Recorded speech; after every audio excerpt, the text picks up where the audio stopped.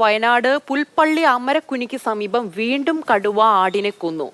ആടിക്കൊല്ലി ഊട്ടിക്കവല പായിക്കണ്ടത്തിൽ ബിജുവിന്റെ ആടിനെയാണ് കടുവ കൊന്നത്. വനം വകുപ്പ് സ്ഥലത്ത് പരിശോധന തുടങ്ങിയിരിക്കുകയാണ്. കമലുണ്ട് വിവരങ്ങളുമായി. കമൽ, വീണ്ടും കടുവാ ഭീതി. അവിടുത്തെ ജനങ്ങൾ എങ്ങനെ സ്വസ്ഥമായി സ്വൈര്യമായി ഉറങ്ങുമെന്നുള്ളൊരു ചോദ്യം കൂടി ഉയരുന്നുണ്ട്.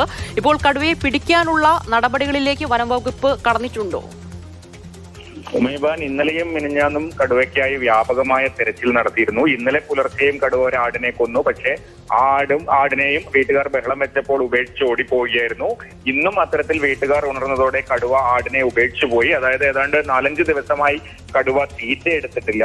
അതുകൊണ്ട് തന്നെ വീണ്ടും ഏതെങ്കിലും ആടിനെ ആക്രമിക്കുമോ, അല്ലെങ്കിൽ 4 കൂടുകൾ വനംവകുപ്പ് സ്ഥാപിച്ചിട്ടുണ്ട്. അതിലേതെങ്കിലും കൂട്ടിൽ കടുവ കയറുമെന്ന പ്രതീക്ഷയിലായിരുന്നു ഇന്നലെ വൈകുന്നേരവും വനംവകുപ്പ് ഉദ്യോഗസ്ഥരുണ്ടായിരുന്നത്. പക്ഷേ ഇന്ന് വീണ്ടും ഇത്തരത്തിൽ വളർത്തു മൃഗത്തെ ആക്രമിച്ചതോടെ ആളുകൾ പ്രതിഷേധിക്കാൻ സാധ്യതയുണ്ട്. അതുകൊണ്ട് തന്നെ മയക്കുവെടി വെച്ച് പിടികൂടാനാകും പ്രധാനമായും ഇന്നത്തെ ശ്രമം.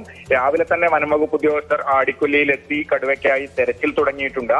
നേരം വെളുക്കുന്നതോടെ മയക്കുവെടി സംഘമടക്കം അവിടെ ഇറങ്ങി തിരയാനാണ് സാധ്യത. കാരണം ഇനിയും കൂട്ടിൽ കയറുന്നത് കാത്തു നിൽക്കുന്ന ഒരു സാഹചര്യം ഒരുപക്ഷെ നാട്ടുകാരുടെ ഇടയിൽ വലിയ പ്രതിഷേധത്തിന് ഇടയാക്കും. അതുകൊണ്ട് തന്നെ മയക്കുവെടി വെച്ച് പിടികൂടുക എന്നതാകും ഇന്ന് ഏറ്റവും പ്രധാനം. അതിനുള്ള ശ്രമമാകും നടക്കുക.